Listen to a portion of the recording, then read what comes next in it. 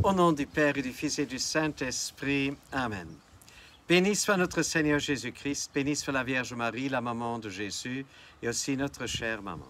Chers frères et sœurs, aujourd'hui nous fêtons la fête d'un apôtre avec une vocation tardive, pour ainsi dire, puisque Matthias a été élu par les 11 disciples restants, puisque Judas avait quitté son ministère, comme le dit les Actes des Apôtres. Alors, le texte de l'Évangile nous dit quelque chose par rapport à l'élection de nous et l'élection par rapport à une vocation.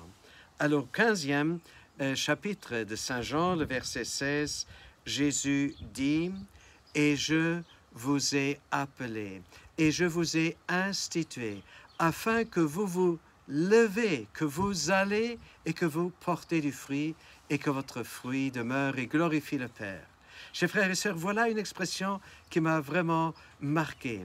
Jésus dit, mais votre ministère, votre vocation, elle va porter du fruit, mais il faut commencer à marcher. Comme si Jésus voulait dire, il faut commencer.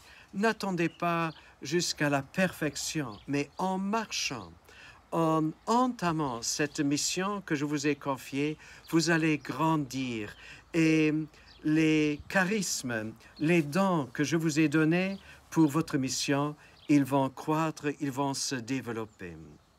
Et voilà ce qui fut aussi le ministère de Jésus. À force de marcher, d'avancer, d'aller de village en village, il était beaucoup plus connu, beaucoup plus de gens pouvaient venir vers lui. Et son ministère se développait aussi. Chers frères et sœurs, et si nécessaire, comme Jésus l'a dit à un autre endroit, alors secouons la poussière de nos pieds et continuons, restons fidèles à la vocation que Jésus nous a confiée pour être ses disciples. Qu'il nous bénisse pour cela, Dieu le Père, le Fils et le Saint-Esprit. À nous tous, une bonne et une sainte journée.